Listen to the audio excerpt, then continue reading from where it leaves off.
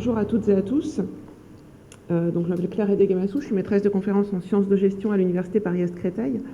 Et la présentation que je vais faire maintenant s'appuie sur également un travail qui est mené au sein du Smart Lab Lability. Donc on est bien dans la continuité de la présentation précédente. Donc il s'agit d'un travail qui est mené par Anne-Claire Chen, qui est également postdoc comme Leslie à l'instant, de ce Smart Lab. Donc ce Smart Lab étant un projet financé par la région Île-de-France, porté par l'Université Gustave Eiffel, interdisciplinaire, puisque différents laboratoires, je vais les présenter juste après, sont impliqués. Et donc il s'agit d'un laboratoire éphémère. Durant 2 ans, la région Île-de-France finance des post-docs de différentes disciplines autour de la question de la résilience des entreprises de la région Île-de-France. Et donc cette présentation intitulée « Ce que la télécontinuité de l'activité déclenchée par la crise du Covid-19 a fait aux managers intermédiaires » correspond en fait à un papier, un article qui vient d'être soumis sous un autre titre dans une revue, et dont sont auteurs et co-auteurs Anne-Claire Chen, donc la postdoc en contrat, Nathalie Jeanneroux-Dumouchel, qui est maîtresse de conférences à l'Université Gustave Eiffel, Rebecca Dicasson, qui est également maîtresse de conférences à l'Université Gustave Eiffel et responsable scientifique du projet, moi-même, et Rémi Bourguignon, qui est professeur des universités à l'Université Paris-Est-Créteil, et également directeur de l'école doctorale OMI. Donc ce Smart Lab, comme je le disais, donc laboratoire éphémère, il réunit 9 chercheurs et chercheuses en contrat postdoctoraux de 8 laboratoires, dont l'IRG, donc l'Institut de recherche en gestion, auquel sont rattachés tous les enseignants-chercheurs que je viens de mentionner. Donc la première présentation que nous avons eue portait sur les mobilités en lien avec les évolutions, j'allais dire attendues, en tout cas existantes d'ores et déjà, et attendues par rapport au télétravail, du fait de la crise sanitaire. Et le travail que je vais vous présenter maintenant porte plus spécifiquement sur les effets qu'ont eu le télétravail sur les organisations, et en fait plus particulièrement sur, on va dire, des maillons importants de ces organisations, les managers intermédiaires.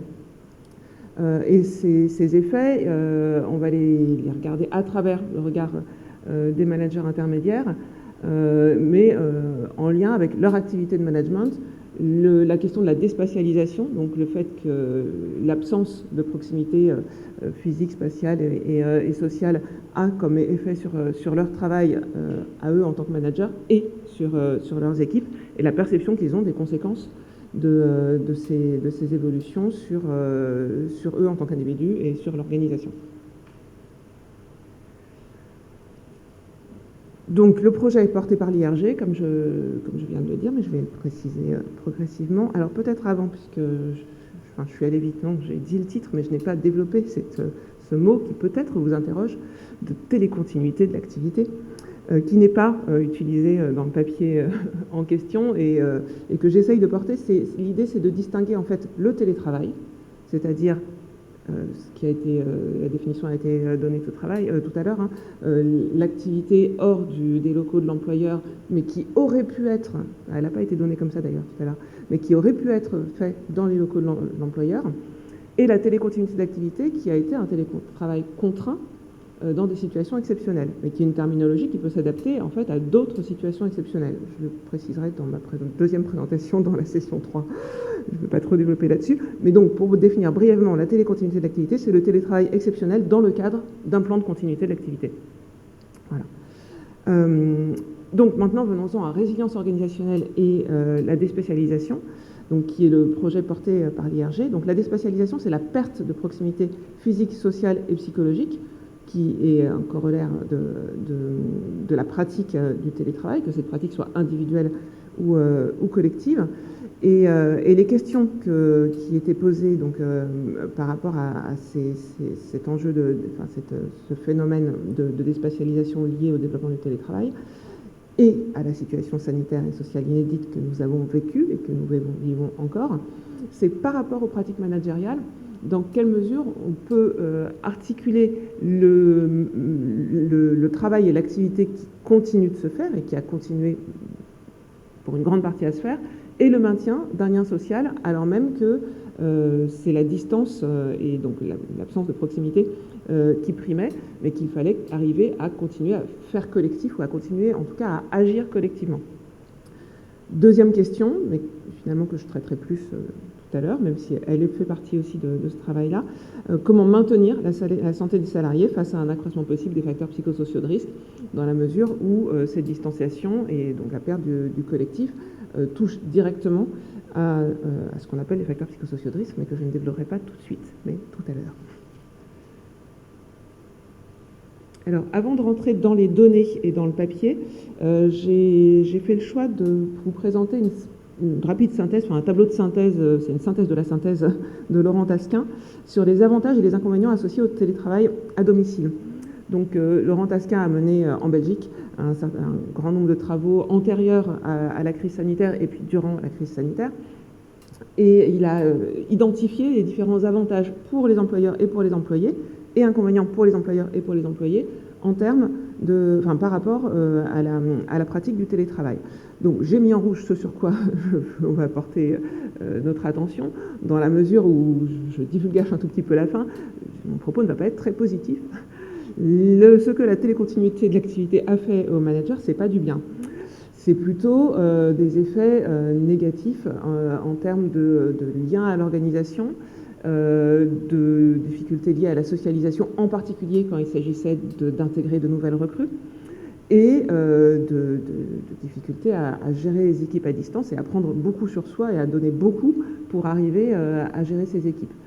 Et pour eux, en tant qu'employés, finalement, même s'ils font partie de la ligne hiérarchique, en tant que manager intermédiaire, l'isolement, le sentiment d'avoir tout un travail invisible et encore plus invisibilisé, et des difficultés liées à sa propre motivation et à la motivation des autres, ont été encore plus prégnants qu'ils ne l'étaient avant. Mais si j'ai choisi de vous présenter ce tableau, c'était pour dire qu'en fait, on connaissait déjà ces phénomènes, qu'ils ont été amplifiés par le contexte de crise sanitaire. Je passe évidemment, enfin je passerai pas, c'est dans le papier aussi, sur l'anxiété qui est liée aussi à ce contexte de crise, qui ne faisait que rajouter à des difficultés qui existent déjà quand on est dans une activité managériale à distance, y compris de façon récurrente. Ça, j'y reviendrai aussi dans la présentation suivante. Donc, je n'ai pas encore parlé du terme de résilience, mais j'y viens. Tout d'abord, comment est-ce que, quelle question est-ce qu'on s'est posée et pourquoi ce questionnement autour des effets, de la résilience, pardon, et des effets de la déspatialisation. Dans un premier temps, on a regardé ce qui ressortait du terrain. Donc le Smart Lab, il a été mis en place en début 2021 et il est financé sur 2 ans, 2021-2022. Donc le travail a vraiment pu commencer au cours de l'année 2021 où on avait déjà, surtout venant de chercheurs qui travaillaient déjà sur le sujet avant, des éléments sur ce qui se passait et sur les craintes ou les anticipations sur la suite. Et donc, ce qui se passait, c'est notamment ce gros titre. Donc, la présentation, je l'ai adaptée, mais je me suis fondée sur une présentation déjà faite par Anne-Claire Chen. Et ce titre-là, répondre à la détresse des cadres de proximité après 2 ans de Covid, il faisait partie de ce qu'on avait en tête quand on a défini le protocole de la recherche. Et donc, il s'agissait de comprendre l'impact de la crise sur les managers et leurs activités, avec en tête l'idée qu'ils allaient mal. On s'en doutait un tout petit peu déjà avant. Je ne dis pas qu'on est allé chercher les éléments pour confirmer ça, puisque vous allez voir qu'on a quand même vu aussi des éléments positifs, ou en tout cas qu'ils ont eu la capacité de dire des choses sur ce qu'ils ont réussi à faire et qui ont pu les étonner. Mais c'est vrai que, voilà, qu'ils ne vont pas super bien. Donc le cadre théorique, tout d'abord, il y a cette notion de résilience, alors qui a été médiatisée largement, dont on peut avoir... qu'on pense connaître, en tout cas qu'on entend régulièrement, et qui est essentiellement étudié sous l'angle de la résilience organisationnelle. Et là, il s'est agi de se poser la question de la résilience plutôt individuelle des employés. Le terme en lui-même, ce qu'il désigne, c'est une reprise d'un niveau de développement après un traumatisme psychique grave. Donc, pour pouvoir parler de résilience, il faut qu'il y ait un traumatisme initial, un choc, et qu'il y ait ensuite la reprise d'un niveau de développement. Et on va voir qu'entre les deux, on va voir, je vais vous dire, il y a d'autres étapes. Il y a d'abord le choc, puis le basculement, donc un moment d'instabilité qui fait passer d'un état à un autre, puis la résistance, et on va parler ici de mobilisation de ressources, en lien avec le deuxième cadre théorique qui a été mobilisé, et enfin la préservation ou adaptation, en tout cas la capacité à aller vers autre chose qui s'appuie partiellement sur ce qui existait avant, mais qui vient aussi mobiliser de nouvelles ressources et donc des choses qui n'existaient pas initialement. Donc quand on parle de résilience, on ne désigne pas uniquement une capacité, puisque la dernière phase, l'adaptation, préservation et adaptation, consiste à montrer qu'on est réellement dans une dynamique observable, active, de reprise d'un développement et pas uniquement dans le fait d'avoir encaissé un choc et d'être encore là. C'est pas juste avoir résisté et tenir le coup, c'est rentrer dans une dynamique qui fonctionne autrement, qui va vers autre chose, qui peut aller vers les mêmes objectifs mais en fonctionnant d'une autre manière. Donc le contexte, c'est le télétravail avant et pendant la crise. On n'ose pas dire après, hein, puisque voilà. Donc il y a d'abord toute une littérature, une revue de littérature qui se fonde sur l'étude du télétravail avant même qu'on imagine qu'il y ait cette crise. Et puis la collecte de données et une revue de littérature qui continue pendant cette crise. Et le cadre théorique, c'est celui de la théorie de préservation des ressources d'Opfoll, qui a donné lieu à un modèle qui s'appelle le modèle exigence-ressources, qui a été développé par Desmorotier et les collègues en 2001, qui est un modèle qui s'est inscrit dans la littérature française, francophone, notamment en gestion des ressources humaines autour des questions de santé au travail, et plus particulièrement de stress et d'épuisement professionnel, parce que ce modèle a l'intérêt de ne pas voir que le côté obscur de la force, et il permet d'appréhender les dynamiques autour de ce que Opfoll appelle les ressources, c'est-à-dire tout ce qui est valorisé par les employés et qui peut varier d'une personne à l'autre. Donc ce modèle permet d'expliquer à la fois les dynamiques salutogènes, donc de construction de la santé, et les dynamiques délétères pour la santé, autour de cette même notion. Et je dirais que d'un point de vue aussi pratique de la recherche, c'est un modèle c'est une théorie et un modèle qui sont mobilisés à la fois par des enquêtes, dans des enquêtes quantitatives et qualitatives, donc qualitatives au plus près du ressenti et de ce qui émerge du terrain, et quantitatives quand on cherche à valider ou invalider, il faut bien chercher à faire les deux, des hypothèses en lien avec certains types de ressources.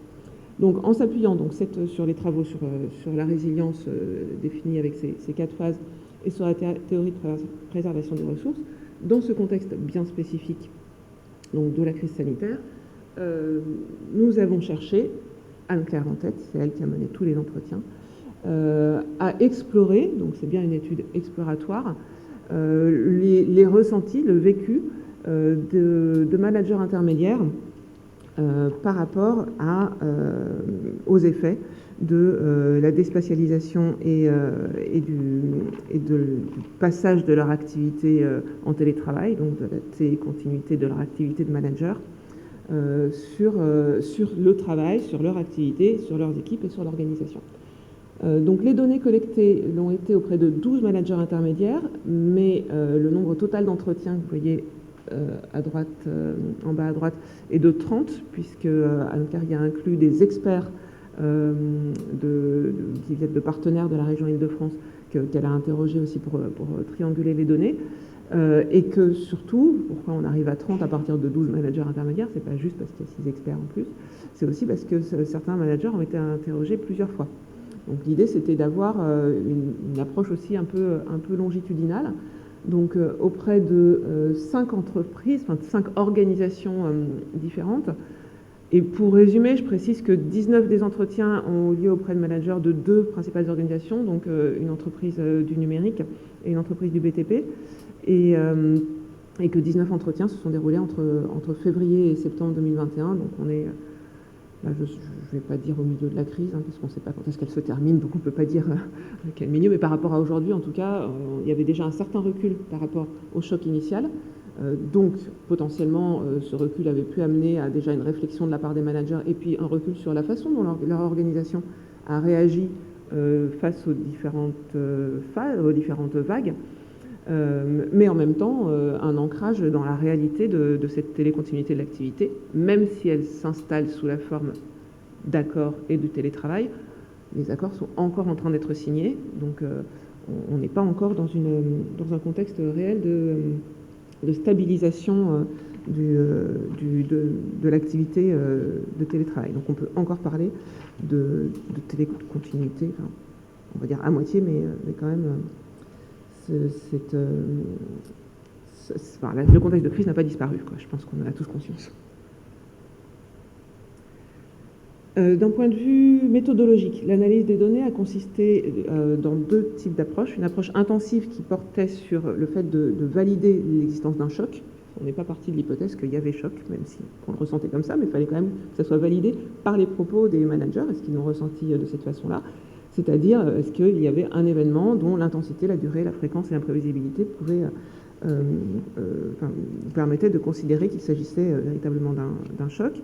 Donc centré sur cet objectif-là de validation ou invalidation de ce fait-là, de ce phénomène-là et de sa perception. Puis une approche extensive par rapport à cette notion de ressources et aux dynamiques perçues de perte ou de gain. Puisque, comme je l'ai dit, l'intérêt de la théorie et du modèle, c'est de permettre d'expliquer à la fois des dynamiques de construction de la santé et des dynamiques de perte d'énergie et pouvant aller jusqu'à l'épuisement professionnel. Donc l'idée, c'était d'essayer, à partir de la revue de littérature sur les ressources, donc sur les travaux de Hopfel, Hellmans et Silveri, d'identifier les différentes catégories de ressources qui émergeaient des entretiens. Et ensuite, Anne-Claire a fait tout un travail de codage, donc vous avez là un exemple, mais qui fait partie... J'ai tenu à le garder, même si je n'allais pas le développer, parce que c'est tout le travail invisible du chercheur. Ça, c'est juste un petit extrait. Il faut imaginer derrière toute la quantité de retranscription et de codage pour arriver à ce que je vais vous présenter comme résultat. Donc tout d'abord, par rapport à la première approche intensive sur la question du choc, aux surprises, oui. Cette crise a constitué réellement un choc, une adversité majeure par rapport aux 5 facettes qui sont présentées sur ce schéma. Donc tout d'abord, pour une partie des employés, un arrêt d'activité, pour d'autres une continuité, mais dans un contexte contraint, donc de télétravail à 100%, et pour, on va dire, quelques chanceux, avec une possibilité de retourner sur site, mais bon, retourner sur site quand le site est vide, c'est pas forcément toujours de la chance, mais en tout cas, donc un contexte de travail donc, fortement modifié. Un constat d'absence de consignes ou de changement régulier de consignes, donc entre le flou, l'absence et l'absence de discours sur le flou et l'absence, ça a pu amplifier en fait un contexte incertain et perturbant. Je pense que tout le monde sait de quoi on parle, mais juste on met des mots dessus et c'est bien ressorti des entretiens. Des mesures générales nouvelles et qui amplifient au-delà du télétravail à 100%, qui confirment, confortent et appuient sur la distanciation physique, l'instauration de jauge, l'interdiction de rassemblement, on va le voir, hein, l'impossibilité d'avoir des moments conviviaux, des échanges informels, autant de choses qui font le travail en fait et qui du jour au lendemain ont disparu. Et c'était le premier contexte, le premier point normalement, hein, le contexte qui fait tout ça, c'est la situation d'état d'urgence, les confinements, mais aussi le reconfinement, donc qui ont accru aussi, augmenté en fait l'anxiété au cours du temps. C'est-à-dire que, alors même, c'est ressorti des entretiens, qu'on se disait, maintenant on a connu le pire, donc on saura faire face, l'incertitude, ne pas savoir, ça arrive pas, et puis le fait qu'à chaque fois les mesures ne sont pas exactement les mêmes, et donc il faut systématiquement s'adapter à des consignes dont il faut prendre connaissance, intégrer, et qui ont à chaque fois des impacts nouveaux parfois sur la vie. Je pense notamment, je le mentionnerai sans doute tout à l'heure, si j'oublie pas, aux questions de capacité à planifier ou non des temps de repos, des vacances, tout simplement, ce qui a été rendu fortement compliqué par certaines périodes. Donc c'était bien un choc, aux surprises. Mais l'impact de ce choc en termes sur les ressources des managers est plus difficile, pour le coup, autant on pouvait dire, bah oui, on savait que c'était un choc, on l'a vécu nous-mêmes. Savoir ce que ça a eu comme conséquence sur les managers est plus compliqué. Alors, je crois que j'ai pas mal de temps. Donc, même si je n'ai pas tout résumé sur les PowerPoint, les différents éléments, je vais développer un peu plus. Donc là, j'ai mis la slide sur les pertes de ressources, mais pour ne pas plomber totalement l'ambiance, je vais commencer par les gains, que je n'avais pas prévus. Et donc, les gains de ressources identifiés par les managers par rapport à leur activité managériale et dans les liens avec l'équipe. Alors, ce qui est signalé, alors parfois, ce sera un peu contradictoire avec des choses qu'on va voir après, mais c'est toute la richesse du qualitatif et toute la difficulté d'interprétation que ça pose aux chercheurs. Les gains qui ont été signalés, c'est ceux d'une plus grande souplesse pour articuler le travail en présentiel et en distanciel, donc le sentiment d'avoir gagné en expérience, et une meilleure maîtrise d'outils techniques qui parfois n'étaient pas du tout utilisés avant.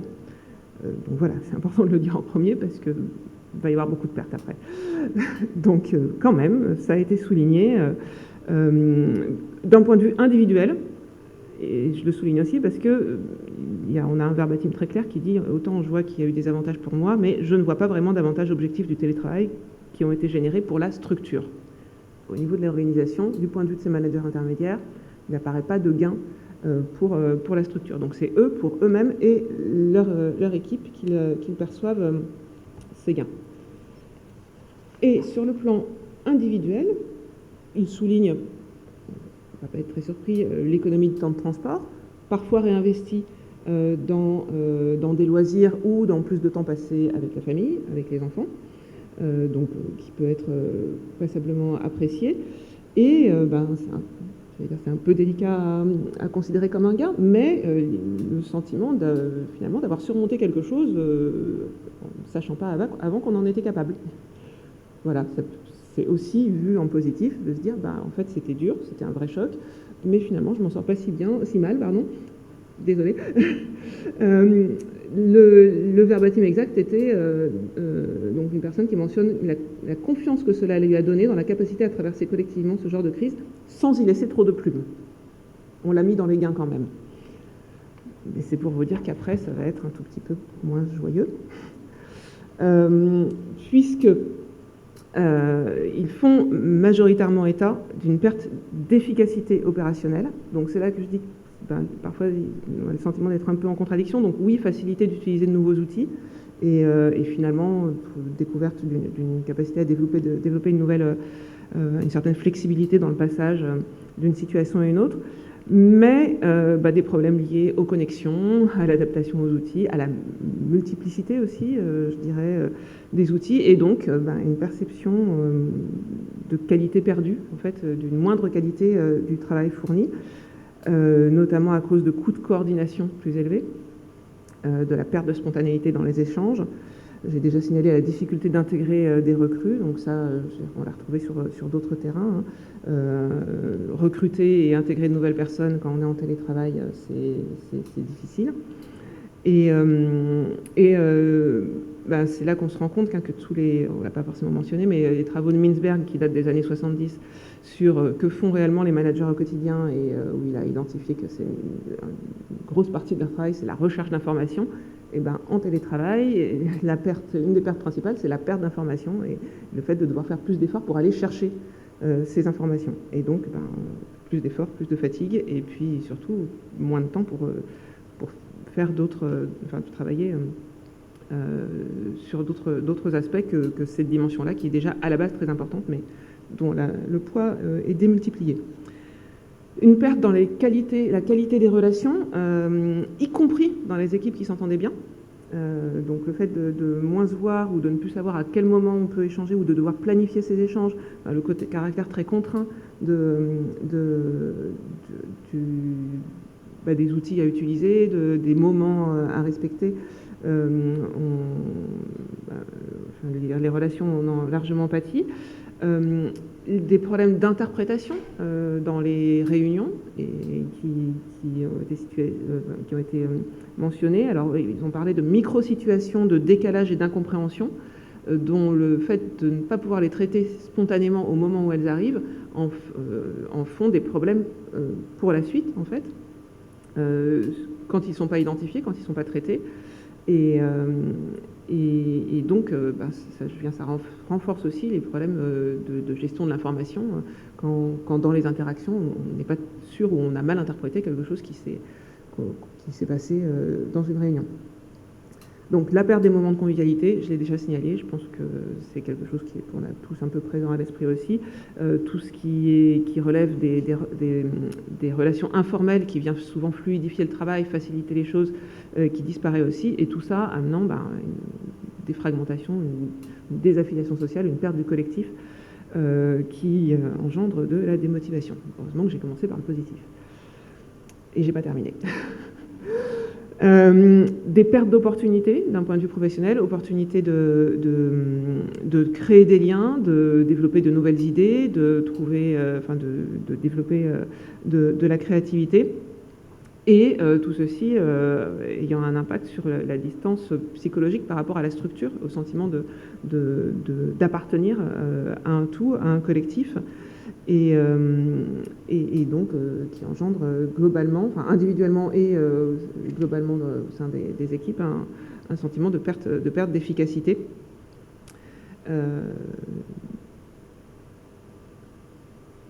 Voilà.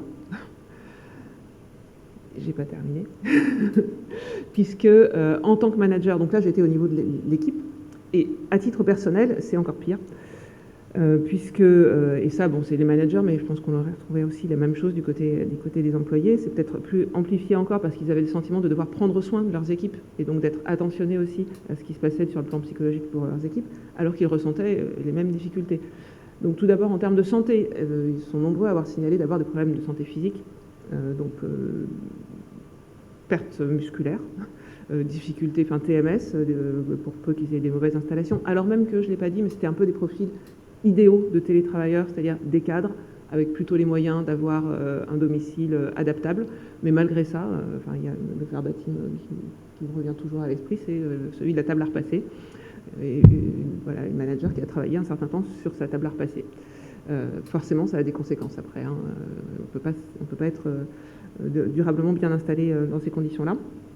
Donc perte de sommeil et difficulté à prendre des pauses, à planifier aussi ces temps de repos. Donc je le disais, à planifier des vacances du fait des incertitudes et des changements de mesures au niveau gouvernemental et au niveau de l'organisation.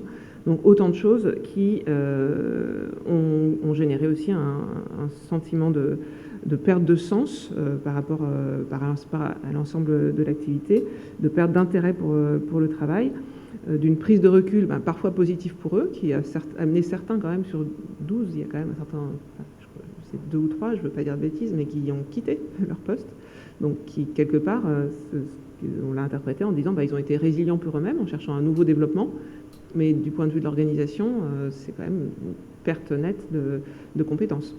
Et en plus d'une compétence qui avait réussi à faire face, si on revient au gain identifié tout à l'heure, réussi à faire face à une situation de crise et un choc particulièrement violent. C'est un terme aussi, la notion de violence de ce qui se passait, qui était dans les verbatims. Donc parfois un véritable changement du rapport à soi et à son travail, et une perte d'intérêt qui a pu amener donc à certains à aller vers d'autres projets, pour le meilleur peut-être pour eux, mais pas forcément pour l'organisation. Donc voilà pour toutes ces pertes. Et avec comme enjeu, puisque en sciences de gestion, on a toujours cette démarche d'essayer de formuler des préconisations. Et si on devait formuler une préconisation au regard des enjeux de reconnaissance des pertes perçues identifiées par l'étude, c'est celui d'au moins, j'allais dire c'est un peu ma marotte avec des collègues d'autres disciplines autour des questions de santé au travail, au moins d'en parler. Parce que ce qui a été signalé aussi, c'est que ce choc, ils avaient le sentiment qu'il était minimisé, que tout le travail invisible qu'ils ont fait, qu'on a tous fait, mais que ces managers intermédiaires ont fait pour leur travail et pour ceux de leurs équipes, n'a à aucun moment été, même pas seulement reconnu au sens valorisé, mais reconnu au sens il existe, au sens vous avez fait tout ça en plus. Et ce qui vient renforcer, donner une nouvelle dimension au choc a posteriori et durable en fait. Donc on a bien identifié un processus de résilience individuelle qui peut parfois amener du coup à cette sortie de l'organisation, mais pas de résilience managériale au sens strict au niveau des organisations, c'est-à-dire pas de développement et de formalisation de nouvelles façons de faire confortable, on va dire. J'utilise ce terme de façon un peu légère, c'est pas ce qui est dans le papier, mais quelque chose qui à un moment donné vient rassurer ou vient rendre la situation moins stressogène. Donc toutes ces pertes et ces quelques gains, ils ont eu des impacts sur les managers et leurs équipes dans le travail au quotidien. Ils sont venus rencontrer donc des outils ou des organisations du travail qui parfois entravaient les dynamiques qui essayaient d'être mises en place. Et ce qui a pu être repéré, c'est que ce délitement des relations, cette désaffiliation sociale, elle amenait finalement elle se traduit par un écart entre des relations renforcées avec les personnes avec qui on travaillait habituellement, qu'on connaissait bien et sur qui finalement on se repose mutuellement, où finalement là les ressources sont enrichies, et puis les autres avec qui c'est plus difficile, et donc une perte de relationnel qui vient entamer la confiance qui est un des socles de la relation de travail. Autrement dit, on en vient à se demander si l'activité managériale est une activité qui peut réellement être télétravaillée, puisque toutes les pertes qui sont signalées sont en fait des pertes de dimension essentielle de l'activité managériale. Donc voilà qui vient largement continuer, je dis continuer par rapport à la présentation de tout à l'heure, mais continuer à modérer et à nuancer cette idée que le télétravail pourrait être une perspective réjouissante et positive dans toutes ces dimensions. C'est plus compliqué que ça.